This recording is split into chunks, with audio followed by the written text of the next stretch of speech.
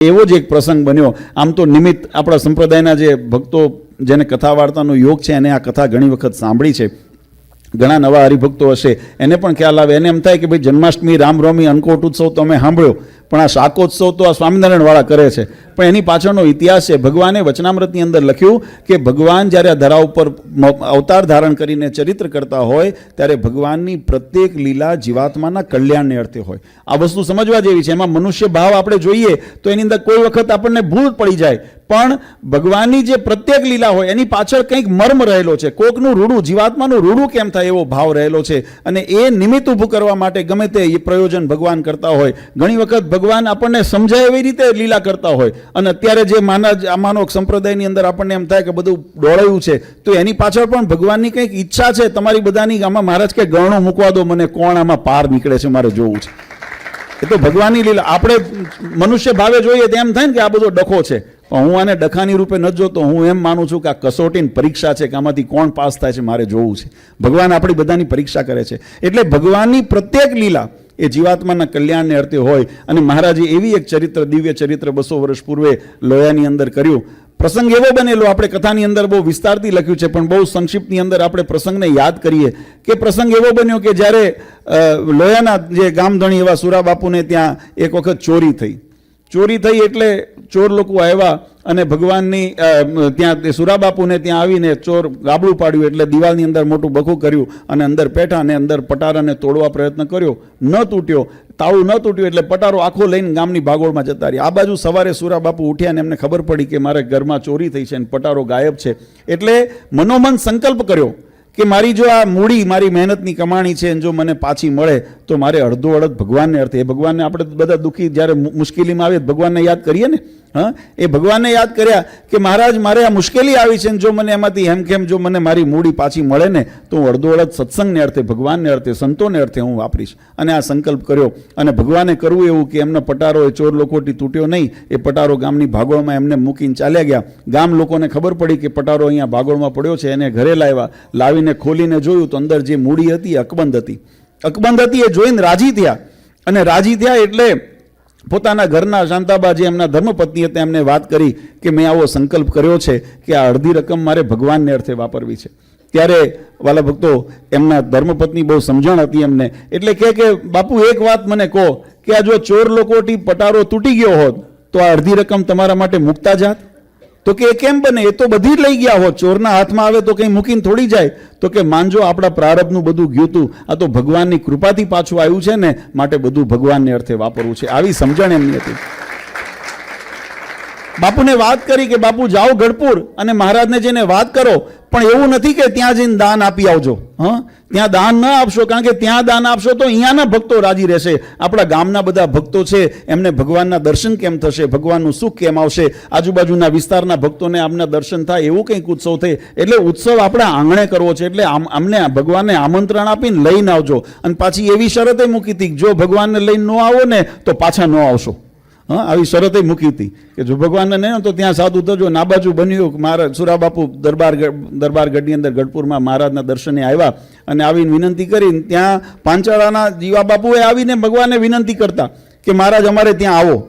ત્યારે મહારાજે કીધું કે આવશું. એટલે તરત સુરાબાપુ ભગવાન સખા ભક્ત હતા, ભગવાનના રમૂજી હતા. આપણે જાણીએ છીએ એમની કથાઓ, એમનો સ્વભાવ કેવો હતો.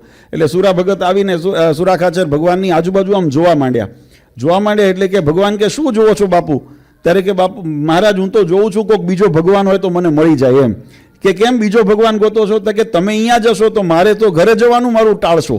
એટલે હવે તમે મહારાજ કે કંઈ નહીં, હું તમારે ત્યાં આવીશ ને એમને ત્યાં જઈશ ને. પછી મહારાજે પ્રસંગ ખૂબ સુંદર વિસ્તારથી આપણા શાસ્ત્રોમાં લખ્યો છે. પણ અહીંયા મહારાજ આવ્યા. બન્યું એવું કે કરશું શું? પ્રશ્ન આવ્યો કે મહારાજને બધી વાત કરી કે આ રીતે મારી રકમ છે ને મારે સત્સંગને અર્થે ઉત્સવ મારે કરવો છે અને આપ પધારો. ત્યારે બધાએ વિચાર્યું, કારણ કે દિવાળીના દિવસો પૂરા થયા હતા, એટલે સ્વાભાવિક રીતે આપણે જે અન્નકૂટના ઉત્સવ વગેરે હોય બધા પૂરા થયા હોય. એટલે એમાં બન્યું એવું કે કોઈ હરિભગત વાડીમાં સરસ મજાના તાજા રીંગણા થયા હતા, ભગવાનને આગળ લાવીને ચરણે મહારાજને મૂક્યા. અને મહારાજની દ્રષ્ટિએ રીંગણા ઉપર થઈ. એટલે મહારાજ કીધું આવા રીંગણા કેટલા થયા હોય? મહારાજ કે આખી વાડી ભરેલી છે. મહારાજ કે આપણે રીંગણાનો ઉત્સવ કરીએ, શાકોત્સવ કરીએ. અને એ રીતે મહારાજે એનું નિમંત્રણ કર્યું. બધાને તેડાવો, આજુબાજુના ગામના ભક્તોને બધાને યાદ કરો અને બધાને બોલાવીને આમંત્રણ આપ્યું અને બારે જે ત્યાં શાકોત્સવ કર્યું. પણ બધાએ એમ કીધું, મહારાજ અમે શાકોત્સવ તો ઘણા કહે, આપને ધરાવેલો પ્રસાદ તો અમે ઘણો જમ્યા, પણ આપના હાથે અમને કોઈ દિવસ પ્રસાદ જમવાનો લાવો નથી મળ્યો. મહારાજ કહે કે આજે અમે બહુ રાજી છીએ અને અમે તમારા માટે શાક વગાડશું. અને એના એ પ્રસંગ મહારાજનો થયો ને એને લોયાનો શાકોત્સવ જે આપણે સંપ્રદાયની અંદર અને માત્ર દેશમાં ઉજવાય નહીં, આજે વિદેશની ધરતી ઉપર પણ આપણા હરિભક્તો ભેગા થઈને, હું તો કહું આપણા સંતો ઘણી વખત એવી વાત કરે કે રીંગણાના ભાગ્ય કેટલા. આપણે ત્યાં સારો નરસો પ્રસંગ હોય ને, ત્યારે લગ્ન પ્રસંગ હોય કે કંઈ આયોજન હોય ને, ત્યારે કોઈ એવું ન કે રીંગણા અમારા ચરોતરમાં, આમાં ચરોતરના કેટલા છે, ઘણા બધા ચરોતરમાં છે ને એને ડીટિયા કે, અમારે ચરોતરની ભાષામાં જરાક એવું એને ડીટિયા કે. એટલે કોઈ સારો પ્રસંગ હોય ને કે ભાઈ શું શાક બનાવશું, તો કોઈ પરવર કરે, કોબી કરે, ફુલાવર કરે, હા, પણ રીંગણાનું કોઈ નામ ન લે. કેમ કે ભાઈ ઢેટિયા શું ખવડાવવા, અને એવું થઈ જાય. તમે જો એને એનો બહુ ભાવ ન હોય, પણ મહારાજના યોગમાં આવ્યો ત્યારે જ ગામો ગામ ને શહેરો શહેર ને વિદેશની અંદર ઉત્સવની અંદર વપરાય. એનો મહિમા એ બતાવે છે કે જેને ભગવાનનો આશરો થાય, જેના ઉપર ભગવાનની દ્રષ્ટિ પડે ને, એટલે લખ્યું કે પામર હોય ને એ ભગવાનના ધામનો અધિકારી બની જાય, એવી સિદ્ધિ આપણને પમાડે. નહીં તો એની શું કિંમત. આ જીવની સ્થિતિ પણ એવી છે. આ જીવ કેવો છે, પામર છે, પતિત છે, પણ કેમ પોતે, તો કે ભગવાનના શરણે જીવાત્મા આવ્યો છે ને ભગવાનના યોગમાં આવ્યો છે ને, એટલે મહામુક્ત બનવાને અધિકારી બને છે. હા, એની પાત્રતા કેળવવી પડે, એની ભક્તિ કરવી પડે, એની આજ્ઞામાં રહેવું પડે, એના નિયમ પાળવો પડે, એ બધો એનો વિધાન છે. પણ થવાની શક્યતા તો છે કે જીવાત્મા પામર હોય, પતિત હોય, અધમ હોય, પણ જો ભગવાનની આજ્ઞામાં રહીને ભગવાનનું ભજન કરે ને, ભગવાનના શરણેને સ્વીકારે, તો મહારાજ કે અક્ષરધામનો મુક્ત બને. એટલી સ્થિતિ એની પામે, એટલું એની અંદર ઐશ્વર્ય ભગવાન મૂકે છે, એટલું એની અંદર ભગવાનનો રાજીપો ઉતરે છે. એટલે આ બાજુ મહારાજે બરાબર એ સંકલ્પ કર્યો કે ભક્તોને અમારે પ્રસાદ કરીને જણાવું છે. મહારાજે આજે પિતાંબર પહેર્યું, ધોળું સફેદ ધોતિયું પહેર્યું, કમરમાં કેસ બાંધ્યો, અને મહારાજે આજે રસોઈયાનો વેદ. અને આ પ્રસંગને આપણા સંતોએ શાસ્ત્રોની અંદર ગૂંથી લીધો. ભક્તોની ઈચ્છા છે કે આપણે કીર્તન એનું બોલીએ. હું આવ્યો ત્યારે બોલતો હતા, પણ આપણે વચ્ચે સભા આવી એટલે વચ્ચે રહ્યું, તો આપણે એને પૂરું કરીએ. આપણે પ્રસંગ શાકોત્સવનો છે અને આવું મેં કોઈ દિવસ કર્યું નથી, પણ તમે કરાવો એટલું ઓછું. હા, એટલે અમે પ્રયત્ન કરીએ છીએ. તમે બધા જીવજો, તમે પાછળ જીવજો, તો મને જેવું આવડે એવું આપણે કરીએ. સહેજાન સ્વામી મહારાજની જય.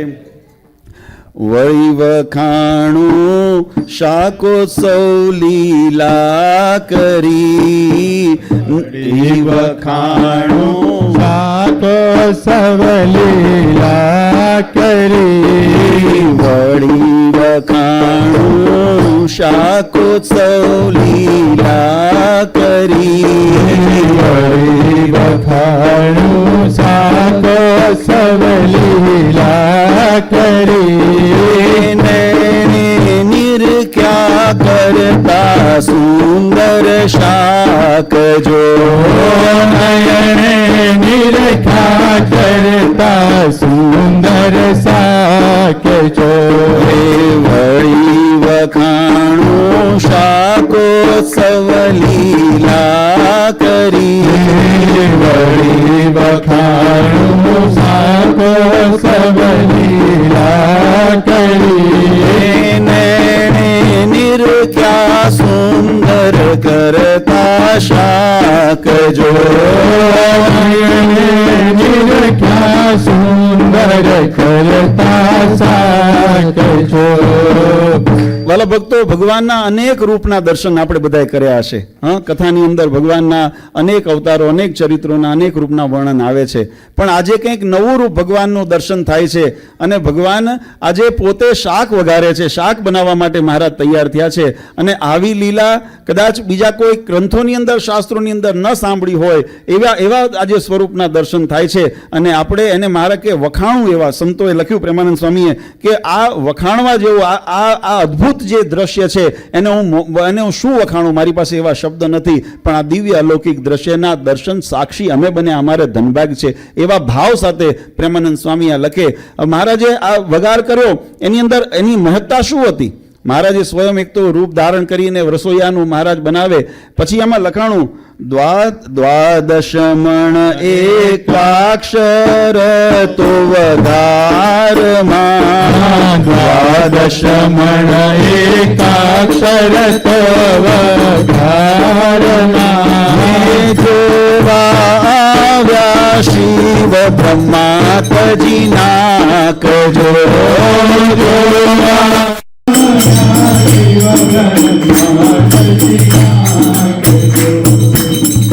મહારાજે દ્વાદશ મણ, દ્વાદશ એટલે 12 મણ, 10 ને ઉપર 2 એટલે 12 મણ.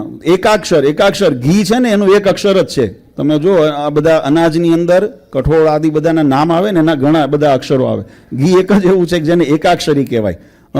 અને પીણીની અંદર શું એવું એકાક્ષરી છે? ચા. અરે વાહ, એને એકાક્ષરી કહેવાય. ત્યારે મહારાજે શું કર્યું? 12 મણ ઘીનો, આમ તો 60 મણ રીંગણા અને 12 મણ ઘીનો મહારાજે વઘાર કર્યો. અને આ મહારાજે આ શાકોત્સવ એક દિવસ નહીં, આ તો વર્ણન એમાં લખ્યું છે. શાસ્ત્રની મર્યાદા છે કે દરેક વસ્તુને કંઈક મર્યાદિત સીમામાં લખવું પડે. જો એના અક્ષરશ એને લખવા જાય ને તો ઘણું લાંબુ થઈ જાય. એક મર્યાદા છે એટલે એને લખે. પણ મહારાજે આવું જે દિવ્ય લીલા કરી એમાં 12 મણ ઘીનો મહારાજે વઘાર કર્યો. અને એ વઘાર એવો દિવ્ય કર્યો, આ પ્રસંગની દિવ્યતા જોઈ શિવ બ્રહ્માદિ જે ઇન્દ્ર આદિ દેવતાઓ હતા એ તજી નાક, જો નાકનો અર્થ થાય સ્વર્ગ. સ્વર્ગ, નાકના 2 અર્થ છે. એક આબરૂ કીધી. આપણે એમ થાય વ્યવહારિક દ્રષ્ટિએ જોઈએ તો એમ કહીએ કે ભાઈ આમંત્રણ હોય તો જવાય, કહીએ ને આમંત્રણ વગર જવાય નહીં. પણ જો આમંત્રણ વગર જાય તો આપણે એમ વ્યવહારિક દ્રષ્ટિએ એમ કહેતા હોય કે બીજું આને નાક નથી એટલે આમંત્રણ વગર આવ્યા છે. પણ આ અહીંયા આગળ આ નાકનો અર્થ છે સ્વર્ગ. ઇન્દ્રાદિ જે લોક છે, સ્વર્ગાદિ લોક છે, અહીંયા દેવતાઓને જ્યારે ખબર પડી કે મહારાજ આવી મનુષ્ય લીલા કરે છે ને આવી દિવ્ય લીલા કરે છે તો આમંત્રણ માટે રોકાણા નહીં અને ભગવાનના દિવ્ય લીલાના દર્શન કરવા માટે ભગવાન ઇન્દ્રાદિ દેવતાઓ ભગવાનના આનો સહભાગી બનવા માટે, આના સાક્ષી બનવા માટે આવા દિવ્ય લીલાનો પણ એ બધા દેવતાઓ સ્વર્ગથી આવ્યા. મહારાજે આગળ લખ્યું પ્રેમાનંદ સ્વામીએ, ચીરિયો ચાર સુધારીને વંતાકની, ચીરિયો ચાર સુધારીને વંતાકની, ચીરિયો ચાર સુધારીને વંતાકની, ચીરિયો ચાર સુધારીને વંતાકની, મેલે મોટા ભાંડ મહી ભગવાન જો,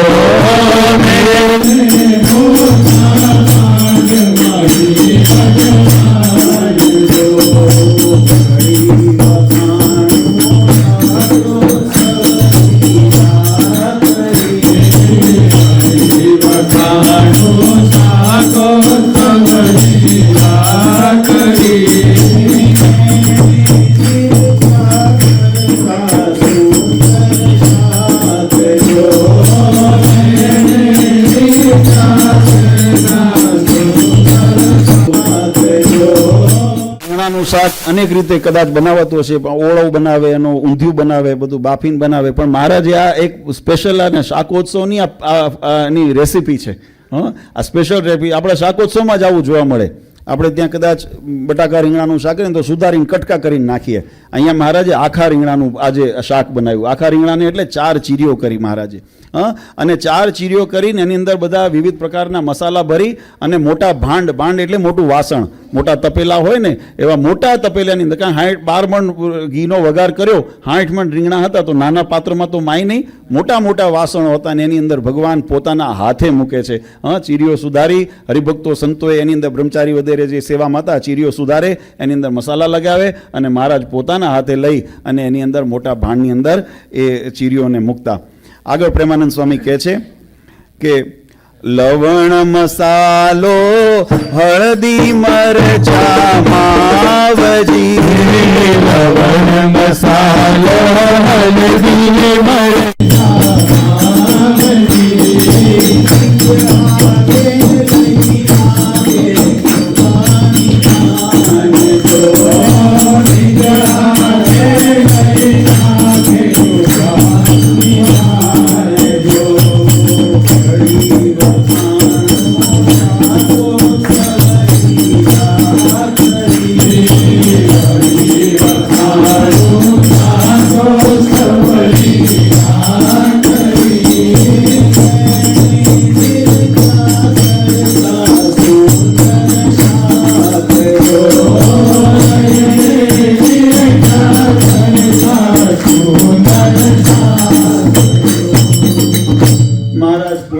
હાથે, અહીંયા સ્વામીએ લખ્યું નિજ હાથે, પોતાના હાથે લવણ, મસાલો, હળદી, મરચા, આ બધા જે મસાલા હતા એ મસાલા મહારાજ પોતાના હાથે લઈ અને ભાણની અંદર જ્યાં જેની અંદર રીંગણા અને વઘાર કર્યો હતો એની અંદર મહારાજ મસાલા પોતાના હાથે નાખ્યા. અને આ દ્રશ્ય આમ તો જુઓ ને વાલા ભક્તો, તો મેં કીધું એમ કે ભગવાનના અનેક દિવ્ય ઐશ્વર્યયુક્ત ચરિત્રો જોવા મળે, પણ મનુષ્ય લીલાની અંદર પણ કેવું ઐશ્વર્ય ભગવાને સમાયું છે એ આ પ્રસંગ દ્વારા આપણને પ્રતીત થાય. આ પ્રેમાનંદ સ્વામી એની અંદર લખ્યું, હલ્દી વાળા હાથ લુએ નિજ ધોતી રે, હલ્દી વાલા તલુએ નિજ ધોતી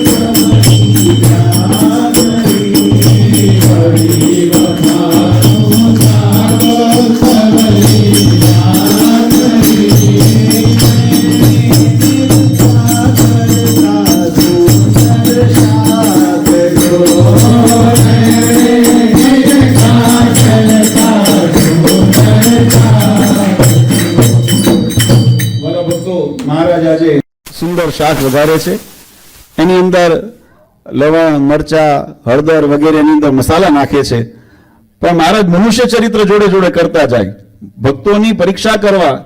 મહારાજ ભક્તોને એમના પ્રત્યે કેવો ભાવ છે ને કેવી દ્રષ્ટિએ જોવે છે ને આમાં પરીક્ષા થાય. સારું ઐશ્વર્ય દેખાડે બધા ભગવાન માને, પણ મનુષ્ય ચરિત્રની અંદર પણ પ્રતીતિ રહે ને એને વિશ્વાસ કીધો.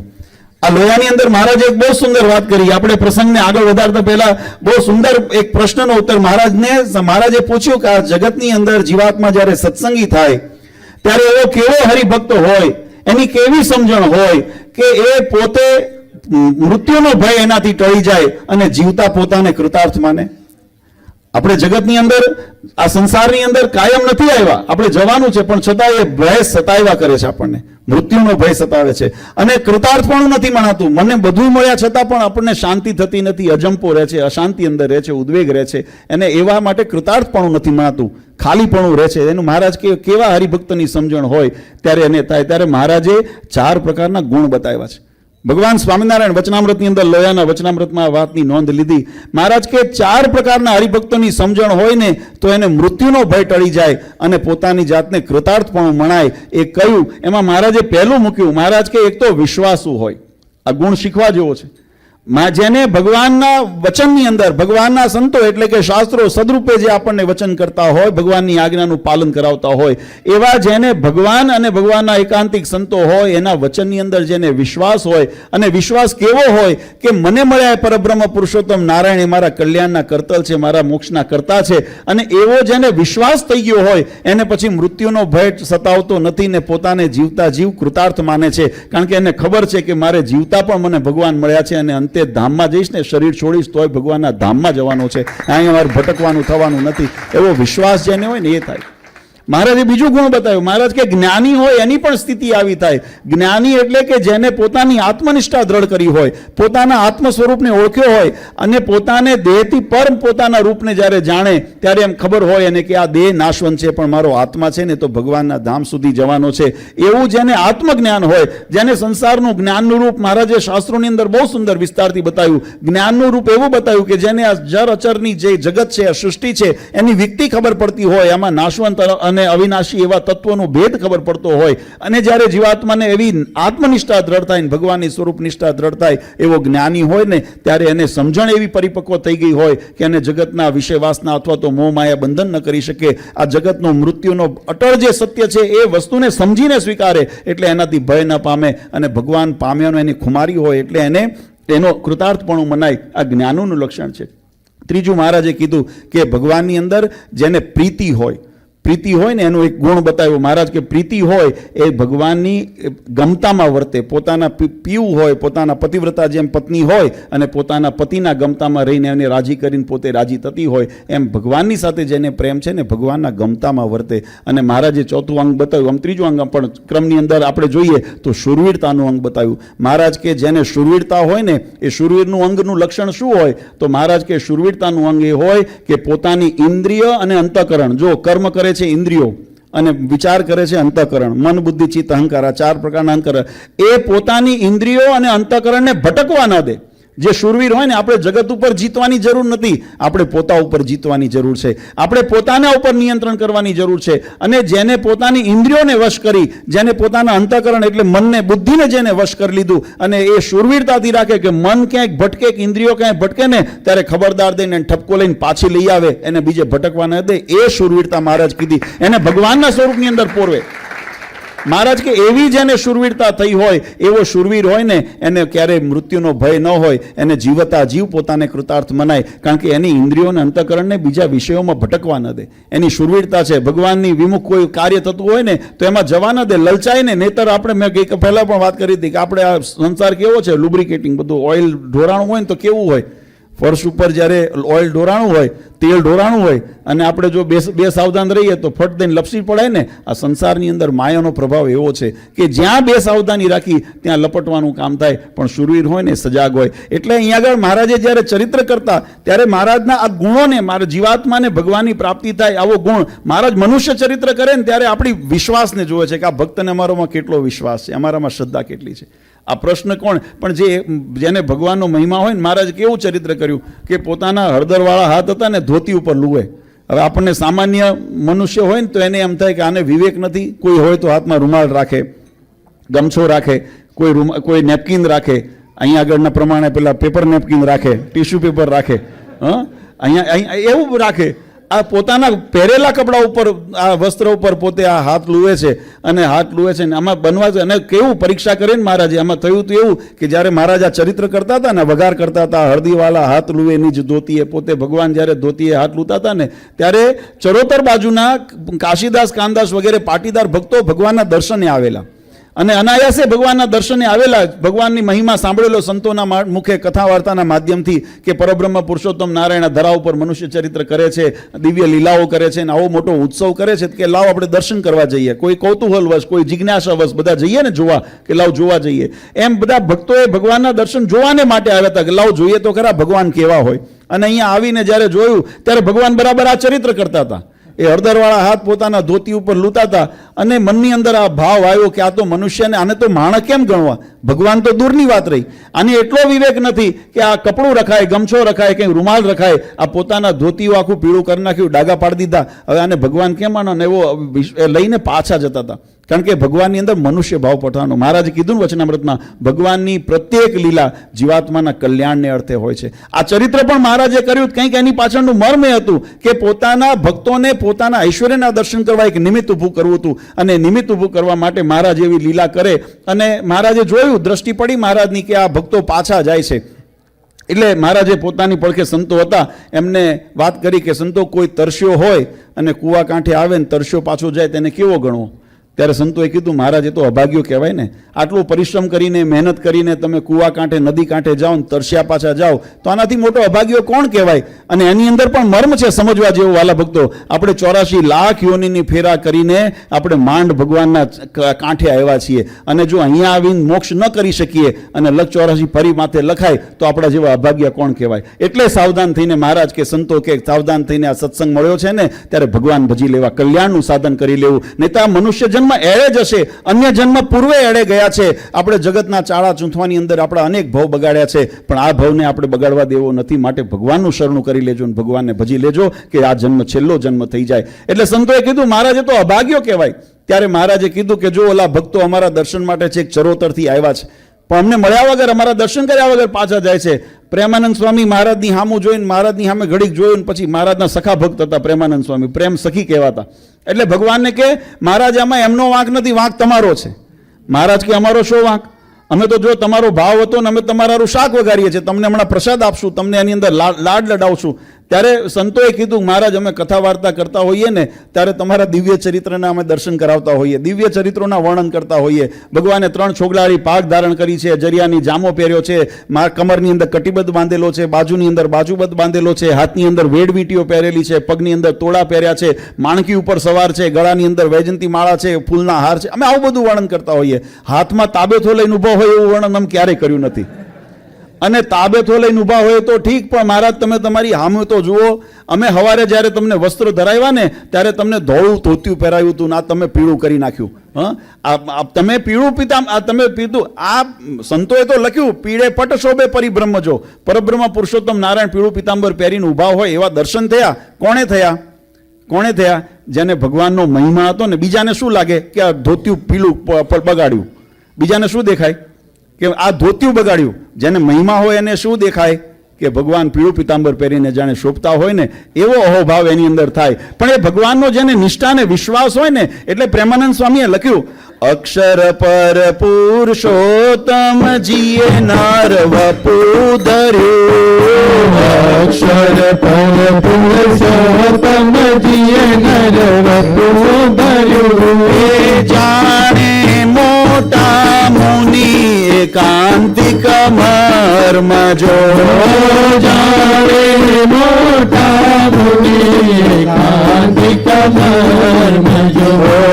વળી વખાણું શાકોત્સવ લીલા ખરી, વળી વખાણું શાકોત્સવ લીલા કરી. નૈણે નિર્ખ્યા કરતા સુંદર શાક જો,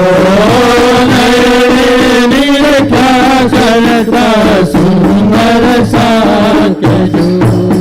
ક્યારે સાંભળ્યામાં ન આવ્યું હોય, ક્યારે જોયામાં ન આવ્યું હોય એવું ભગવાનનું દિવ્ય ચરિત્ર, અલૌકિક ચરિત્ર. એટલે કોઈ વખત સરખામણી કરીએ ને ત્યારે આપણે આમ વિચારીએ કે મહારાજ તો હાથમાં વાંસળી લીધી હોય, મોર મુકુટ પહેર્યો હોય તો કૃષ્ણ ભગવાનને આપણે માનીએ કૃષ્ણ ભગવાનનું રૂપ છે. હાથમાં ધનુષ્ય હોય તો માનીએ કે ભગવાન રામચંદ્રજીનું રૂપ છે આપણે. કારણ કે જે એના શાસ્ત્રોની અંદર જે એના વર્ણન આવતા હોય એ વર્ણન દ્વારા આપણે ભગવાનના સ્વરૂપને ઓળખીએ. ચતુર્ભુજો હોય તો મહારાજને વાસુદેવ નારાયણનું સ્વરૂપ જાણીએ, અષ્ટભુજા હોય, સહસ્ત્રભુજ, જે જેવું વર્ણન આવતું હોય એનાથી ભગવાનને ઓળખીએ. પણ તાબેથો લઈને ઊભા હોય એવું વર્ણન કોઈ જગ્યાએ આવતું નથી ને. એટલે હવે તમે આવું ચરિત્ર કરો છો, આ કોણ સમજી શકે?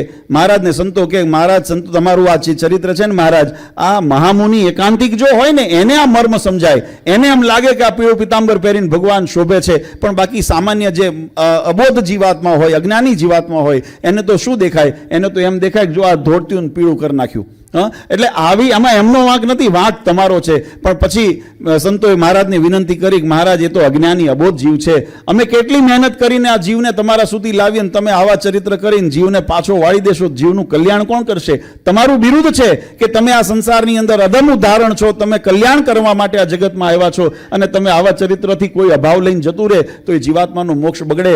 તમે કૃપાનિધાન છો, દયાળુ છો, તમે કંઈક દયા કરો ને જીવ ઉપર પોતાની કૃપા દ્રષ્ટિ કરો કે તમારા શરણે આવે. ત્યારે મહારાજે પોતાના ઐશ્વર્યના દર્શન કરાવ્યા અને મહારાજે કાશીદાસ કાનદાસ ભક્તોને કીધું કે તમે જે જોવા આવ્યા છો જોઈને જાઓ. અને ભક્તોએ જ્યાં પાછું વળીને જોયું ને ત્યારે ભગવાને ચતુર્ભુજ સ્વરૂપે દર્શન દીધા અને પોતાના ભગવાનપણાની પ્રતીતિ કરાવી. આ શાકોત્સવનો મહિમા એટલા માટે છે. આ શાકોત્સવ ઉત્સવ આપણે એટલા માટે ઉજવીએ છીએ કે દેખાતું તું લૌકિક ચરિત્ર. આપણે જમણવાર હોય, ઘરની આંગણે કોઈ પ્રસંગ હોય ને આપણે કેમ બધા સ્નેહીજનોને, મિત્રોને, સગાવાલાને બોલાવીને જમણવાર કર્યો હોય, દેખાતી રીતે એવું હતું, પણ એમાં ચતુર્ભુજ ઐશ્વર્ય પોતાના દેખાડીને ભગવાને પોતાના ભગવાનપણાની પ્રતીતિ કરાવી. એટલે અલૌકિક ચરિત્ર કહેવામાં આવે, એટલે દિવ્ય ચરિત્ર કહેવામાં આવે. અને એટલું જ નહીં, ભગવાને વળી જેટલું પોતાના સ્વરૂપના દર્શન કરાવ્યા એવું જ પાછું ઐશ્વર્ય ભગવાને શાકની અંદર પણ બતાવ્યું. મહારાજે પ્રેમાનંદ સ્વામીએ લખાયું, સુવર્ણવું એ શાક તણા સ્વાદને, સુવર્ણવું એ શાક તણા સ્વાદને, સુવર્ણવું એ શાક તણા સ્વાદને, સુવર્ણવું એ શાક તણા સ્વાદને. રમા રાધિકા તે ડોલાવે શીશ જો, રમા રાધિકા તે ડોલાવે શીશ જો. વળી વખાણો શાકોત્સવ લીલા કરી. વળી વખાણો સાતો સવલીલા કરી. નૈણે નિરખ્યા કરતા સુંદર શાક જો. નિરખા કરતા સુંદર શાક સદગુરુ વર્ય પ્રેમાનંદ સ્વામી એમ કે હું એના શું વખાણ કરું, શું મારી પાસે એવા શબ્દો નથી. તમે આપણે ત્યાં ગુજરાતીમાં કહેવત છે કે મૂંગો હોય એને તમે સાકર ખવડાવો કે ગળપણ ખવડાવો એનું શું વર્ણન કરે, એનું શું કેવી રીતે એનો વ્યાખ્યા કરે કે મને કેવું ગળું લાગ્યું, કારણ કે એની પાસે શબ્દો નથી, બોલવાની શક્તિ નથી.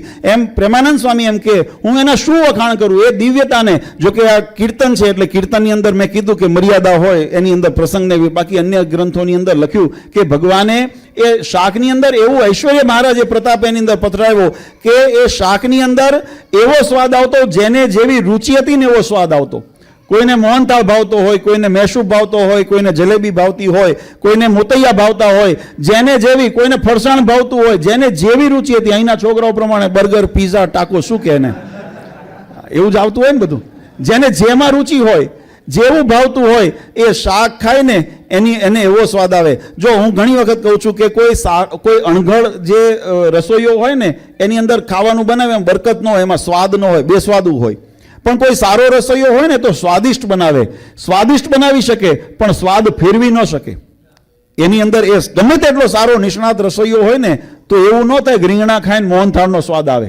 આ મહારાજનું ઐશ્વર્ય પ્રતાપ હતું. પ્રેમાનંદ સ્વામીએ લખ્યું, શું વખાણ કરું મારા મુખે એના, કે રમા રાધિકા આદિ જે દેવીઓ હતા, જે ભગવાનના સગા, ભગવાનના જે અર્ધાંગની કહેવામાં આવે, અને એ જે પોતે શાક બનાવતા હોય ને જેવો સ્વાદ આવે એના કરતાં સ્વયં ભગવાન નારાયણે આજે શાક વગાડ્યું ને એની અંદર અનેક ગણો સ્વાદ હતો. એની અંદર એવું ઐશ્વર્ય ભગવાને પૂર્યું. એના શું મારા મુખે વગાડ. એમને પણ હા પાડવી પડે, ડોલાવેશી છે એટલે એમને પણ હા પાડવી પડી કે હા આના જેવું નથી. હવે ઘરે જઈને પ્રયત્ન કરજો તો ખબર પડશે તમારા વખાણ કેટલા થાય. અમારે એવું થાય, હું અમારા ઘરની વાત કરું, આમ કરાય નહીં પણ હવે તમે બધા પરિવાર છો એટલે અમારે ત્યાં હું કોઈક વખત આમ તો બહાર સત્સંગના પ્રવાસમાં હોઉં, પણ જ્યારે કોઈ વખત ઘરે હોઉં ને તો રાંધવાનું મારે ભાગ આવતું હોય, એટલે જાણીને હું બનાવતો હોઉં. એટલે અમારા છોકરાઓ છે ને બાળલાલજી ને લાલી રાજા, એ બધાને જમવા જ્યારે પીરસું ને એટલે પછી વહુજી મારા જાણીને પૂછે કે કેવું છે, એટલે એ બનાવે ને ત્યારે કે ભાઈ મારા પપ્પા, એટલે મને બાપુજી કે પપ્પા કે મને કે પપ્પા બનાવીને એવું તમે નથી બનાવતા કે. એટલે ઓલા જરાક થાય, આ મારા ઘરની વાત, તમારે થતું હશે એવું, પણ કોઈ દાડ રાંધો તો થાય ને, કરજો જઈને આ ખતરો. રમા રાધિકા ભગવાને કીધું, પ્રેમાનંદ સ્વામી કહે કે એને હા પાડવી પડી કે હા અમે બનાવીએ ને એના કરતાં ભગવાને બનાવીને એની અંદર અનેક ગણો સ્વાદ, એમને હા પાડવી પડે. એવું દિવ્ય ચરિત્ર મહારાજ ઐશ્વર્ય મૂક્યું. આ શાકોત્સવનો મહિમા વાલા ભક્તો એટલા માટે છે કે જેને મહારાજે કીધું ને કે તપ વ્રત જપ કરીને તો હજારોના કલ્યાણ કર્યા, પણ આ રીંગણાનું સ્વાદ જો કોઈને આવી ગયો ને અંત સમય યાદ, આ પ્રસંગ યાદ આવી જાય ને મહારાજ કે એનું પણ અમારે કલ્યાણ કરવું છે. આવી મોટા પાની અંદર બતાવ્યું.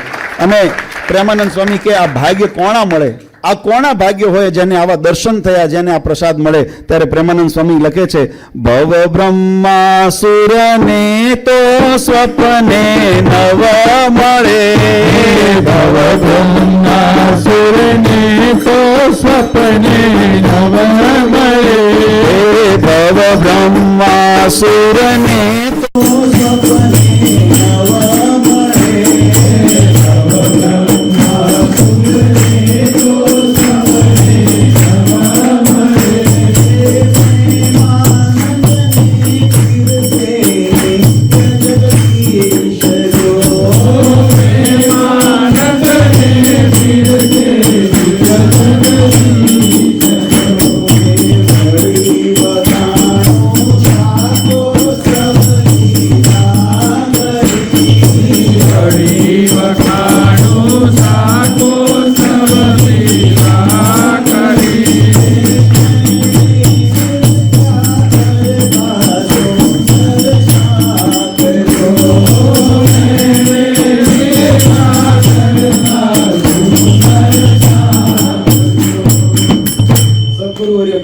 સ્વામી એમ કે ભવ બ્રહ્માદિ સુર, સુર એટલે ઇન્દ્રદેવ આદિ લોકના દેવતાઓ, જેને સ્વપ્ને ન મળે, પ્રત્યક્ષ તો નહીં પણ સ્વપ્નમાં પણ એવું ભાગ્ય ન મળે, એવો દિવ્ય લાભ આજે પ્રેમાનંદ સ્વામી કે મારા જેવા એક પામર જીવને ભગવાને કૃપા કરીને આપ્યો કે નિત્ય મને પીરસે છે. મારા કેટલા મોટા ભાગ્ય. આ વાત અહોભાવ જે મેં કીધું ને, કૃતાર્થપણું, વચનામૃતમાં જે મહારાજે કીધું કૃતાર્થપણું મનાય કે મને ભગવાન મળ્યા છે, મારે શી ખામી છે. આપણા સંતોએ લખ્યું કે ચિંતામણી સુંદર લાધી રે રાખ થઈને સિદ્ધને ફરું. આપણે હાય હોય રાખ થઈને ભિખારી થઈને શા માટે પડીએ, જ્યારે ચિંતામણી જેવા પરબ્રહ્મ પુરુષોત્તમ નારાયણ આપણને મળ્યા છે. જે પ્રાપ્તિ દેવતાઓને પણ દુર્લભ હોય, એને પણ સ્વપ્ને ન મળે, આજે એવી દિવ્ય પ્રાપ્તિ ભગવાને કૃપા કરીને આ શાકોત્સવના માધ્યમથી મારા જેવા અનેક ભક્તો, મારા પ્રેમાનંદ સ્વામી તો કેમ મને પીરસ્યું, હું ભાગ્યશાળી થયો, પણ આપણે પણ એ ભાગ્યશાળી થયા કે આપણે આ પ્રસંગને યાદ કરીને, એ ભગવાનને ધરાવીને, આ પ્રસંગને યાદ કરીને ભગવાનને તેનો પ્રસાદ આપણને ગ્રહણ કરવા મળે છે. આપણે પણ ભાગ્યશાળી છીએ. આપણે પણ આ પ્રસંગના કીર્તનના માધ્યમથી પ્રસંગની ઝાંખી કરી.